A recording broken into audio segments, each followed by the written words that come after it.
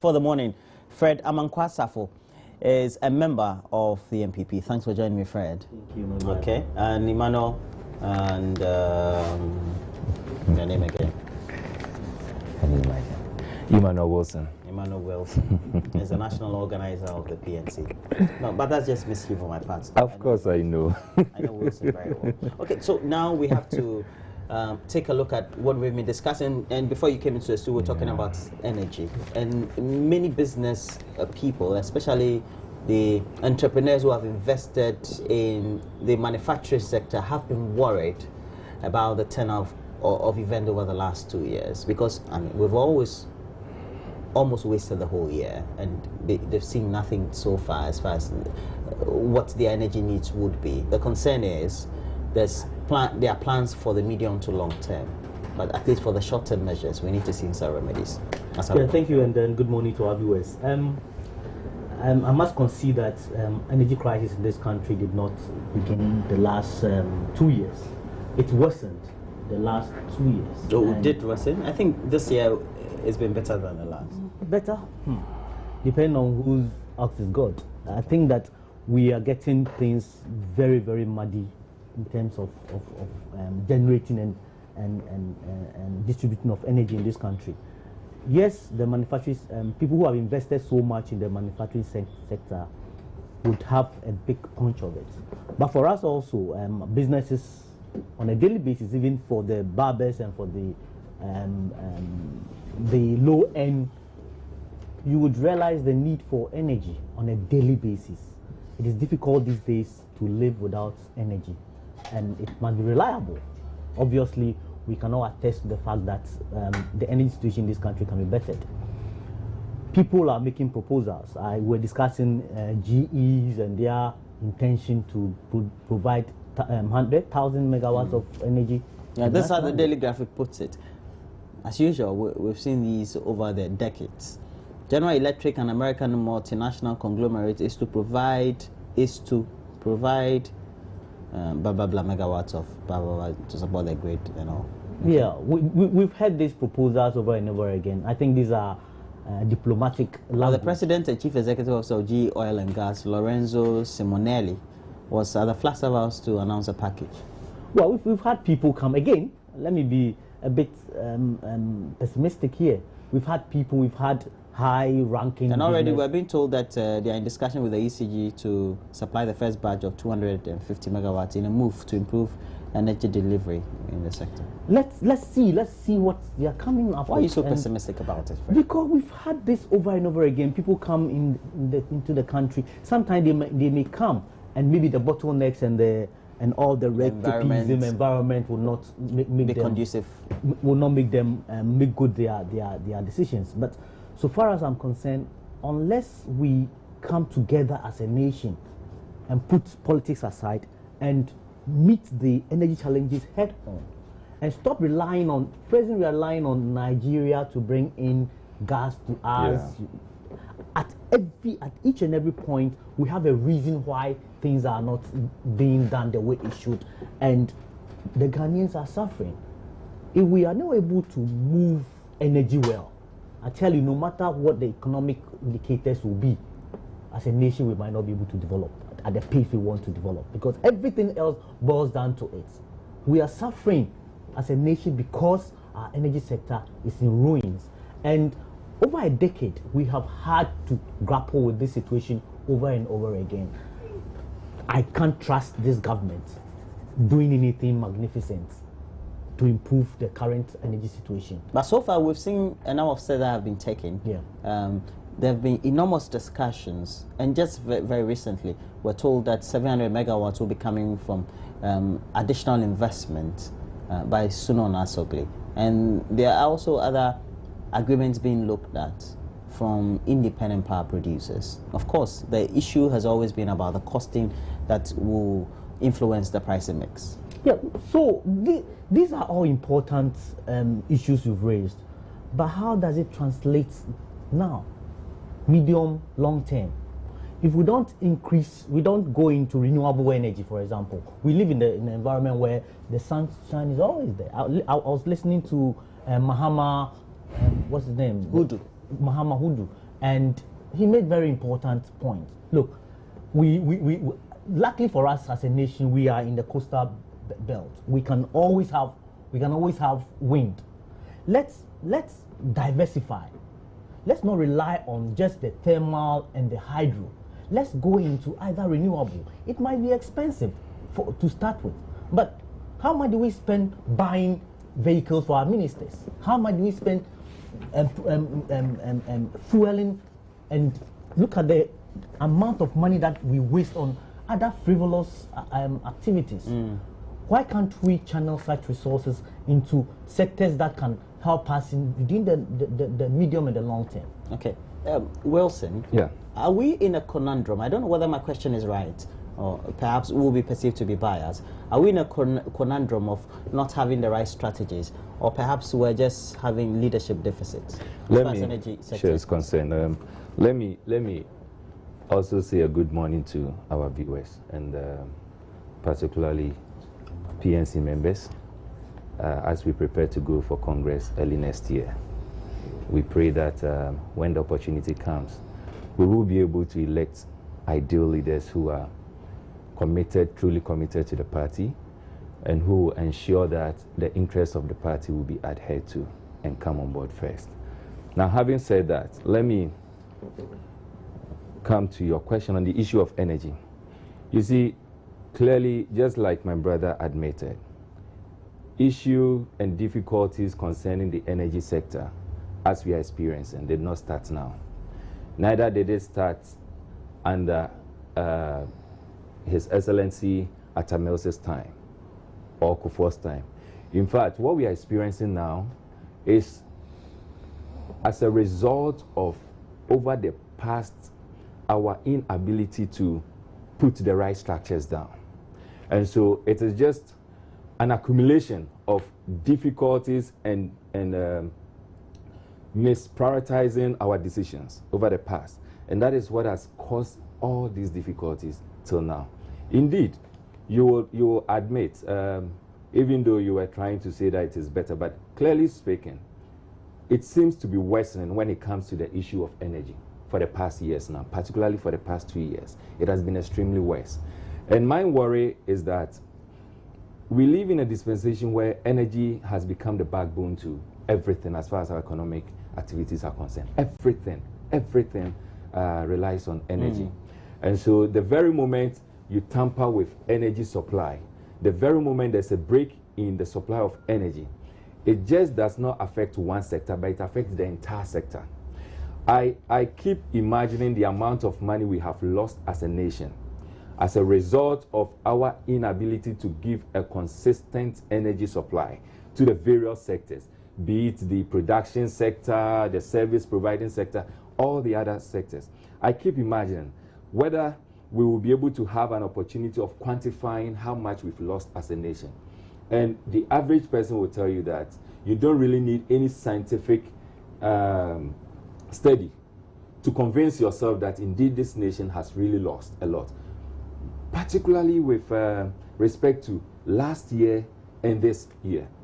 Indeed, for a period, the environment is created as if everything is stable, and then within a short period, we go back to the doomsday thing and all that. So it is so disheartening.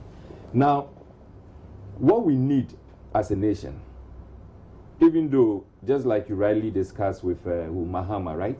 And Daily Graphic has also carried it out that we are expecting 1,000 megawatts to the national grid. This is not the very first time we are hearing such proposals.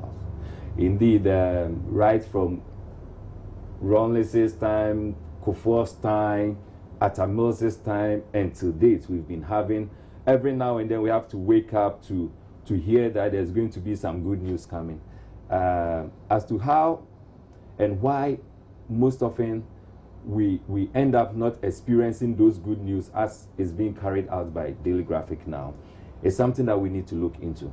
1,000 megawatts is such a fantastic proposal. It's such a fantastic thing that we are all expecting. Indeed, if it should come today, I will be one of the most happiest person, and I'm sure everyone will be.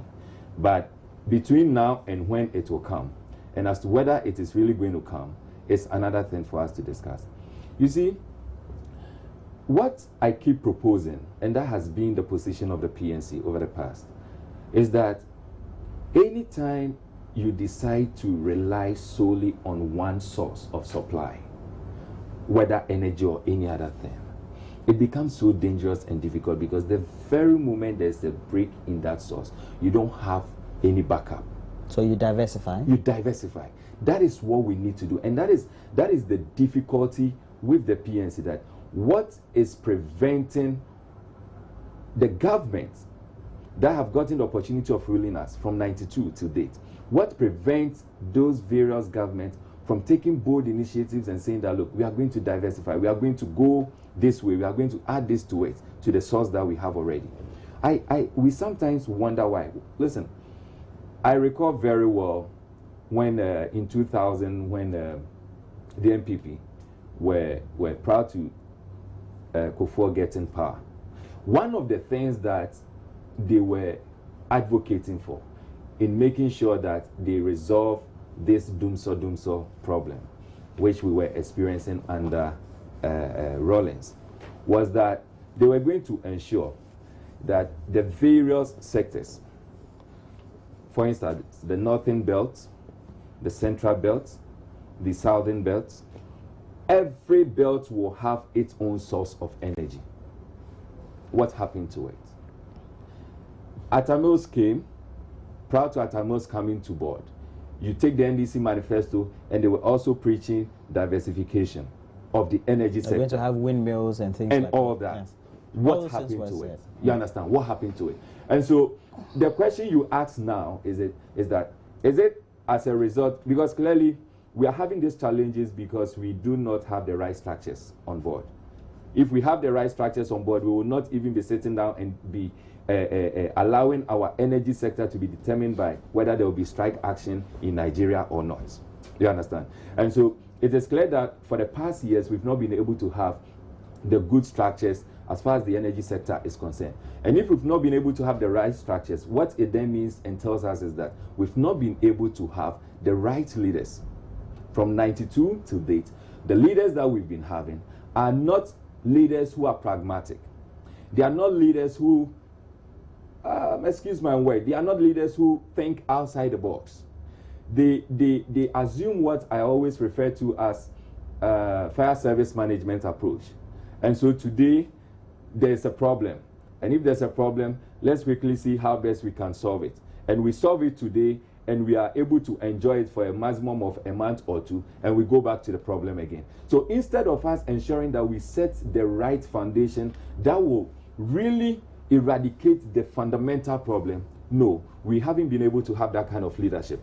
Whether Rawlings, Kufuor, Atta Mills, the current president. It is so unfortunate. And then when I mention leadership, I'm not necessarily talking about whoever is the head of state or president. I'm talking about having the minds, as in the leadership mind, so to speak, that would enable us conjure the right strategies or put on paper the right strategies, etc. But in saying that, Mr. Mankwa, how critical is it for us now, for all the contributions that we've had over the last 2 years, because we're now being confronted with the enormous energy challenges, for us now to have perhaps a blueprint that will give an indication to all of you, the political parties, who ultimately, just like in every country, will become leaders of the country, that these are the guidelines by which we need to go by. These are the targets we've set ourselves. Now, if you have to go and dig the earth and get the energy, that's your issue. But then these are the targets that we have to meet. In my earlier submission, I said that we need to divulge politics out of energy, in fact, and also out of education and economics. If we don't do that, we're going to do fire service approach. Everybody comes in and comes up with it on. If we have on a 4 to 8 year basis. Yeah, and that's not enough for a nation that wants to develop. You cannot have just a 4-year and 8-year base cycle. Everybody comes with a different mindset. If as a nation we don't have the fundamentals right, we cannot build on anything. And if we keep changing the fundamentals, we take a decision today, somebody comes in, studies it, and then he doesn't like it, he brings another thing.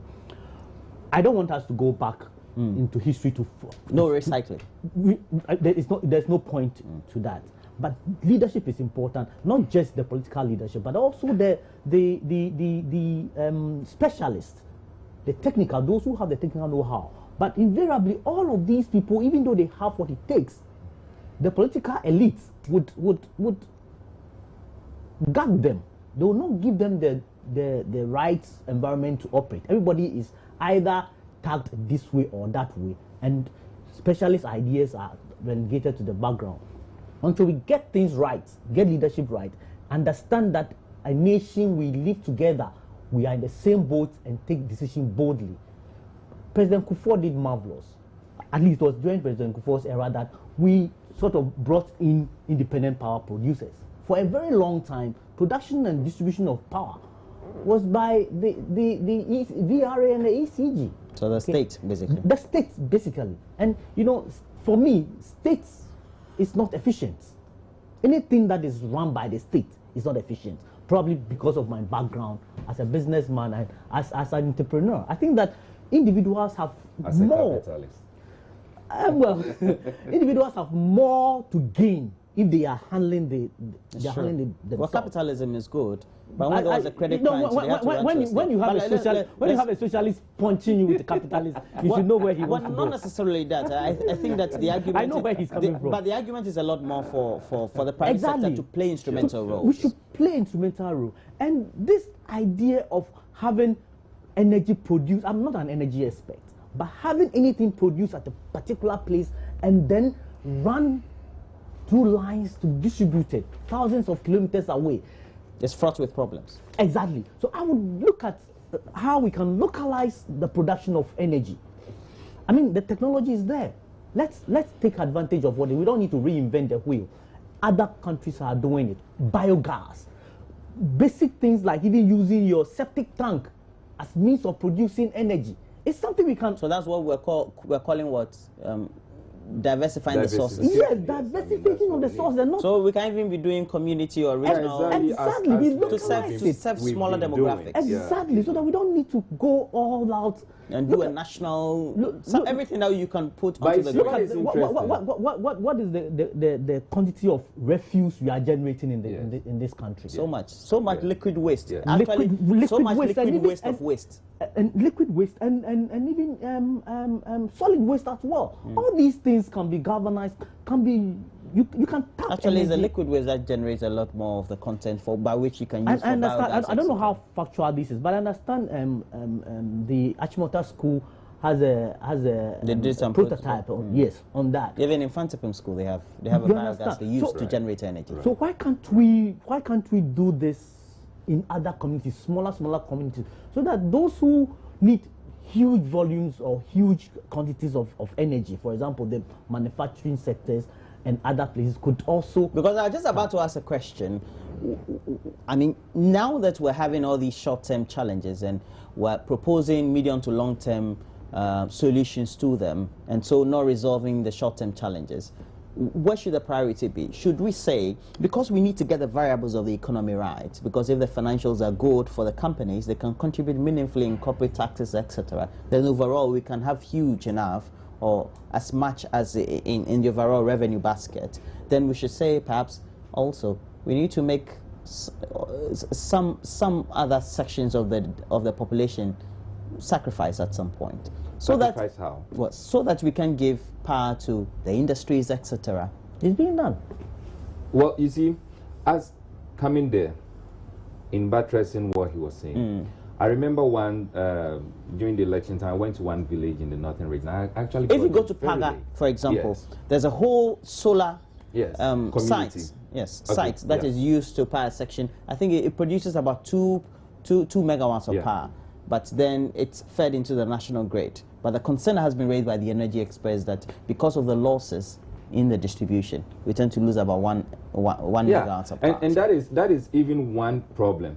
The production, the transmission. The problem has to do mostly with the transmission and the amount of energy we lose during the transmission period. Either by tapping, either by losing on the lines itself. And so that's the problem. But you see, no matter the argument how we go about it, the fundamental approach should be we diversifying the sources. As I'm saying, there's this village in the northern region, a very small community. I got there somewhere around midnight. And I was so surprised when I got there to realize that there was light. Then I did a little check and I realized that the whole community, though very small, is a community that depends on solar energy. You understand?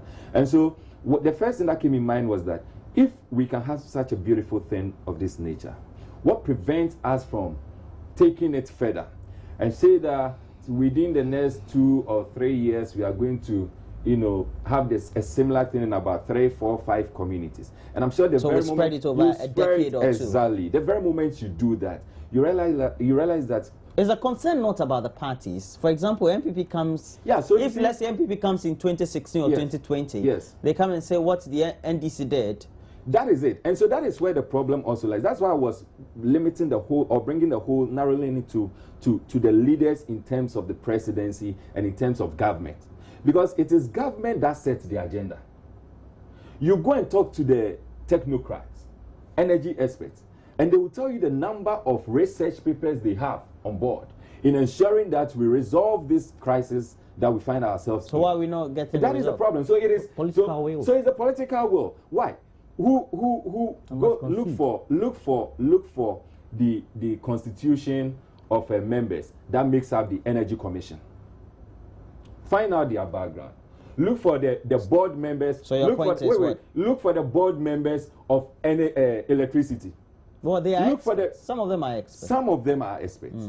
But because you can't say inherent in the political parties are people who don't have expertise. No, but most of in the fields in which they are. Most of them. Take the whole board we have now currently in the various public institutions.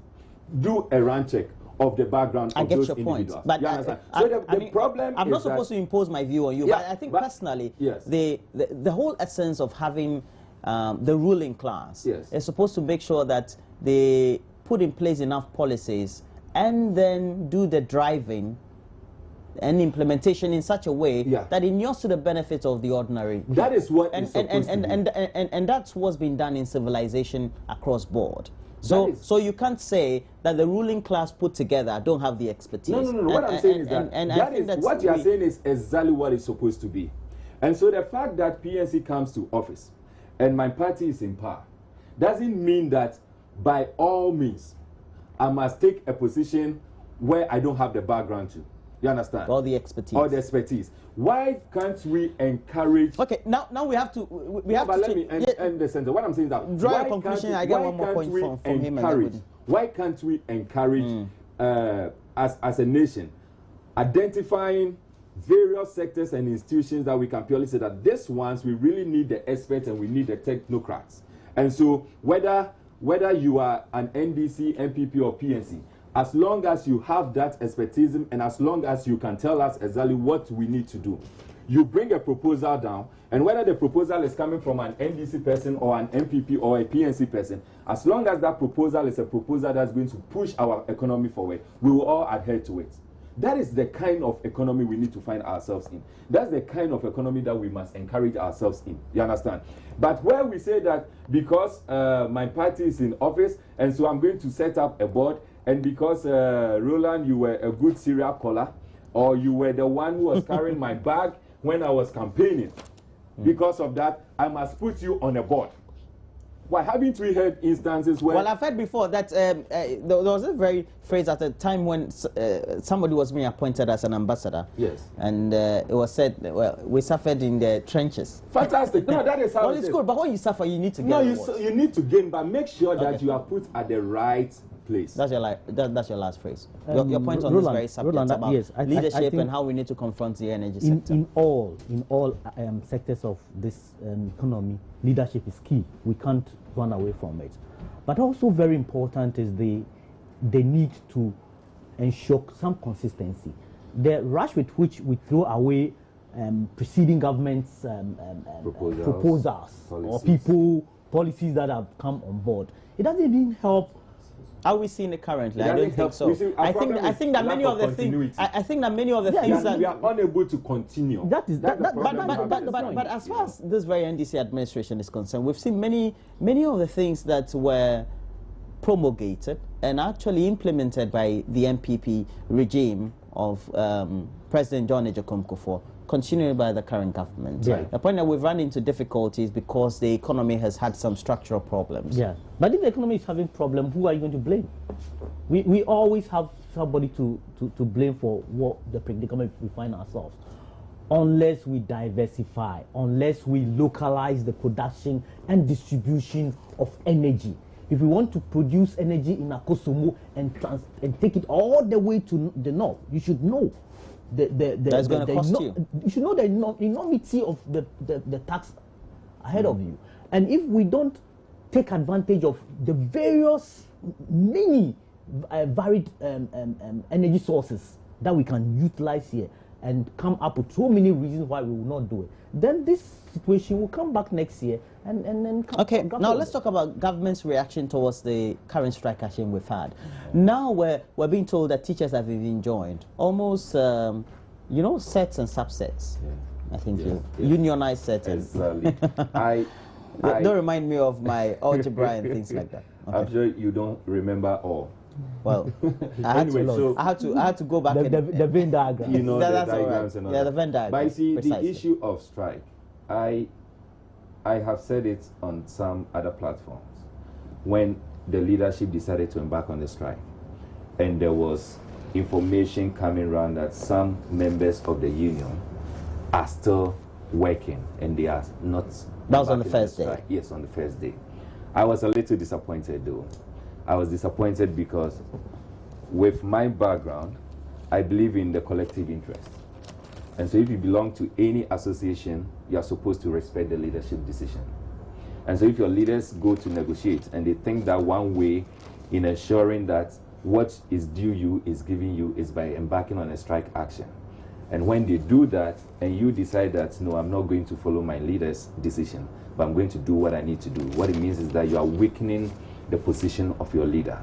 And so I was disappointed, but I'm happy that now collectively as a union, it seems to be catching momentum and all members seems to be on board now. You see, you seem to be very happy. I am not happy. Government is having difficult I time am not dealing happy. with all these people. I am They're not crippling happy. the economy for God's sake. Let me tell you something. I am not happy because I was not even expecting government to sit for it to get to this stage. What do you mean? You understand? Listen. Issues of pension, and that is the argument and the rationale for which the workers have decided to go on, embark on this strike action. And obviously it is affecting so many sectors, so many things. But you see, issue of pension is not an issue that anyone will want to joke with. If you have people who have spent about 20, 30 years of their life, 40 years of their life, serving this nation, and then they go on pension, and what is due them, they have to stay for 2, 3, 4 months before they even get what is due them, what they have worked for. Not what someone is doing favor, giving them favor on, what they have worked for. Because pension is actually what you have worked for. Not what you are even going to work for, but what you've worked for. So what is due me? If after sacrificing my entire life, getting it, and then going on pension, and then at the end of the day, I do not get what is due me, I think it's something so frustrating. And no one should want to talk and then tamper, joke with it, you see. But Roland, what is really the issue? The issue is very simple. Because over the past, workers and pensioners have had difficulties in accessing their pension. They are raising concern as to how management of our funds are and are being taken care of. And so the union decided that let us form our own membership and let us seek audience and ensure that our own members are those managing our own funds. Government says no, we have a board that is managing the funds. So if you are government, you have your own way of managing funds. I am an employee. My funds is what you are managing.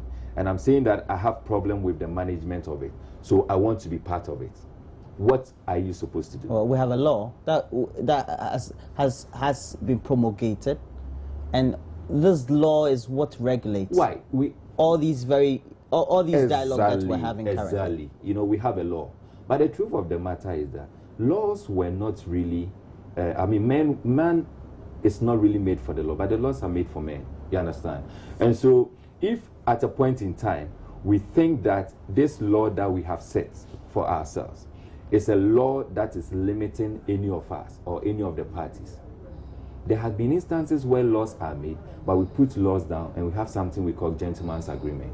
Well, no, but you can't set. It all has to be within the confines of the law. It must be within the confines of the law. But you see, it must also be, I don't think that the law states clearly or specifically that all members that are in charge of the management of the pension must really come from government. The law doesn't state. So your point is? My point is that I was expecting the ministry and government to meet the workers at a midway and say that you want to manage your funds. We are managing it. Bring probably 3 of your members. We are bringing 3 of our members. Then we constitute a new board so that this board will manage the funds. If we had been able to do this as a nation, I don't think we would have gotten to this. Okay, but because also joining the strike action are teachers, and we have on the line the president of the Concerned Teachers, the Coalition of Concerned Teachers of Ghana, and we have Ernest Opoku. Ernest, how are you?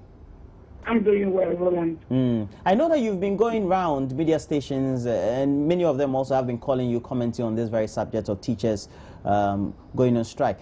Do I get it that it's only the Coalition of Concerned Teachers Association of Ghana, or we have the other teacher groups as well? Thank you very much, Roland, and thank you for your cherished viewers. Yes, it's the 3 teacher unions. Ghana National Association of Teachers, National Association of Graduate Teachers, NAGRAD, and the Coalition of Concerned Teachers, CCT. We have come together to declare a strike. And the meaning is that we are already part of the forum.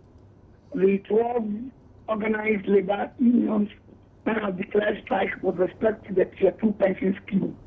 But then we've also come to realize that there are other issues not based on teachers alone.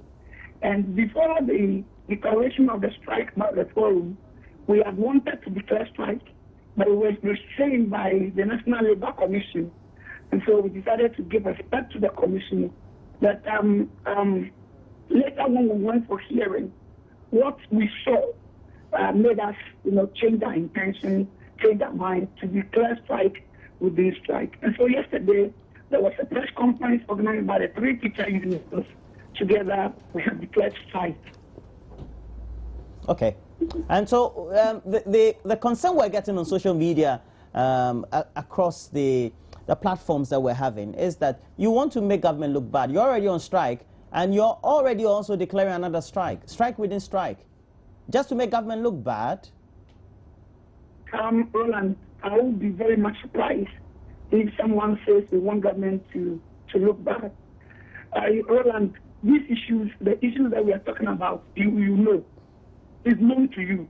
Because you have interviewed me on several occasions with respect to the issue of incremental credit arrears, vehicle maintenance allowance, and the 3-month payment policy. Transfer grant, Roland, you know. You recall when we embarked on strike early last year, His Excellency the President called us to the Flagstaff House. And the President made a very categorical statement that the institutions that are mandated to look at issues of this nature, if they are proactive enough, we wouldn't have gotten to a situation where unions will have to embark on strike action before we find solutions to the problem. And indeed, the President pleaded with us to go back to the classroom once we find amicable solutions to the problem. Also, let me put it on record that we gave respect to the President. We called off the strike. We went back to the classroom and we came back to the negotiation table. There have been a series of meetings since March last year. And there was MOU signed between the unions on one side and government team on the other side. And the MOU, among other things, indicated that by August 2013, all the outstanding issues, payments, will be effected. Unfortunately,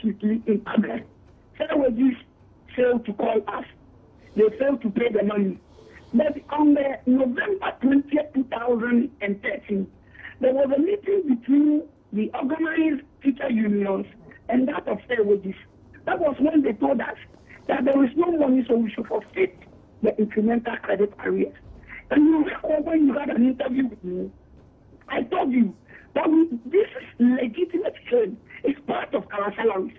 After we all know teachers how much we take, something small. So we will not forfeit it. We are ready to battle the issue and make sure the money is paid. The matter was before the Labour Commission, and we decided to give respect to the Commission. You will recall, early this year, there was a strike declaration by NAGRAT and Coalition of Concerned Teachers. And even after the declaration of the strike, we even had a demonstration in Kumasi, and we had wanted to demonstrate here in Accra. And the issues that will make us, deciding to go on demonstration are the same issues that we are talking about. And we were called for a meeting on the 15th of May 2014. And at that meeting, there was a communique, MOU, signed again, between the Minister of Education, the Minister of Employment and Labour Relations, the former Minister, Honorable Ishmael Ashite, and that of the Deputy Minister for Attorney General and Minister of Justice, and then the Director of Finance at the Finance Ministry, on one side representing government, and the three teacher unions, the NAGRAT and CCT representing the teachers. And we signed the communique. Unfortunately, the communique indicates, among other things, that the money that we are talking about will be paid by August this year. The matter was still before the commission. And when we went, the commissioners told us that that communique is not legal document that is binding on any of the parties. Unfortunately, when we decided to declare strike, the commissioners told us that almost all the hearings has indicated that the problem is with the Minister of Finance, who has refused. And then there is a Ministry of Finance. There's a Minister of Finance who has refused to release money. And indeed, Ghana Education Service Management made a categorical statement that 2013-2014, not up to 20% of the budgetary allocation has been released to them. And so they are financially cash-strapped and they are financial constraints. So the commissioners told us that we should exercise a little bit of restraint, and they want us to give them just 1 week. They want to subpoena the Minister of Finance and that of Minister of Education. Ernest, I see that you the issues you have adequately cataloged. Are you having a notebook in front of you, or this is just extempo? No, I don't have any notebook. No, because I've been attending up and I have it in memory. Oh. And even Roland, our worry is that... Ernest, I know all the concerns. We've spoken about this before, but inherent in the labor law is for you to adequately exhaust all the mediation and arbitration procedures that have been stipulated. Why is it that for the unionized groups, you tend to flout some of these procedures in the labor law? Well, we have done it. It got to a point Labour Commission became so much frustrated when government team refused to attend the calling. And so they wrote to us that we should go for mediation. And then we went and we told them that the commissioners have the powers of a high court. And so if they have invited them and they have refused to attend, then what is the guarantee that even if they ask them to come for mediation and arbitration, they'll be able to attend? Okay, and so the commissioner then said that, then if that is the case, then we subpoena the people. And indeed, last week there was a subpoena letter we were copied. Unfortunately, Minister of Finance refused to attend, not even a representative from the Finance Ministry. Okay, Ernest, from all that you're saying, you are within your rights. Ernest, from all that you're saying, you're within your rights. Now, what does it mean? So if the difficulties or disagreement government is having with the unionized workers, the 12 unionized workers, of which you're also part, it means that after that is resolved, you continue your strike action as teachers, the three teacher groups? That is exactly what you said. We are going to have a meeting today at 10 with the Honorable Minister of Employment and Labour Relations. What we hope, we believe that by the time we get there, the minister will say that we will allow you to have a multiple scheme to run, and that ABC is resolved. We will call off the strike if the minister says so. I mean, we are able to have an agreement today. But notwithstanding, even if they are able to resolve the second tier, teachers will continue to be on strike because we have problems that confront teachers alone. Okay. Until those issues are met, teachers will not go back to the classroom. Ernest. Is it not serious Ernest, are you on the line? Yes. Ernest? Yes, I'm on the line. Okay. Now, so following that, it means that you continue the strike action. So, Exactly so. So, how will you be pacified, or when will you be pacified? What will get you satisfied? I don't get it. What will get you satisfied in the meantime? Yeah, what will get us satisfied in the meantime is when government is saying, by the end of the month, I'm going to pay your incremental credit arrears. And then when we see that there is a letter, because Controller and Accountant General has made us aware that there is difficulty in getting release letters from the Finance Ministry. If we see that there is a letter signed by the Honorable Minister of Finance, that yes, your money, you are entitled to Okay. it, I have signed, release the money to them, then we know that there is commitment. Okay, Ernest, there's a story on the front page of the Finder. It talks about how all these strike actions you unionized groups are embarking on is affecting productivity. What's your take? I do agree. What about government refusing to pay my legitimate money that I'm entitled to? The government is refusing. And in that case, let's also be very real here. We have agreed with government for 2 good years. Okay. Ernest, Ernest, your point is made. Ernest Opoku is president for the Coalition of Concerned Teachers. Okay, Ernest seems to have a lot more on his mind, and if I let him go on, yes, he's obviously he's very. Actually, he's been in the studio several times, and we've talked about. He's very peeved, and I can appreciate what he's going through as a leader in this time. My brother, the government is just not acting proactively. These issues, we've discussed it here before. The last time the teachers went on strike, we were here and we appealed to them to rescind the decision and go back to the classroom. Now look, I predicted that, look, if the government handles it the way he did, we're going to be here again.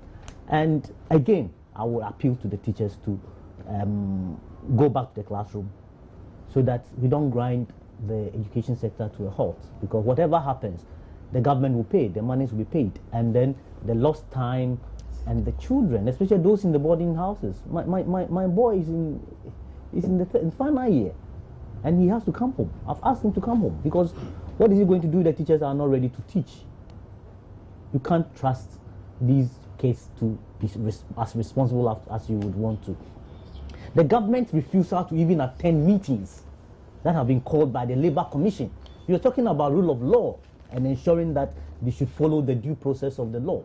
If the government is not respecting its own rules, what do you expect the teachers to do? They are really frustrated, and we are not getting anything worth discussing if we have a minister go through these issues. Okay, so that's it, our discussion this morning, and we have had in the studio my good friend and Fred Amonkwasafo. He's a member of the MPP, and thanks for joining me, Fred. Thank you. And Emmanuel Wilson, also the national organizer for the PNC. No comments for you, sir. I know you went through the newspapers. I want to wish my mom, who is celebrating her birthday today, a very happy birthday. Ma, after then? I want to tell her I love her so much. Happy birthday for you. That's right. Happy birthday, Ma. We love you. Okay, we all love you too. And please, now we go to the University of Professional Studies, Accra, where Mama Viu Usu Abuaje is speaking to the rector on the subject of tertiary education.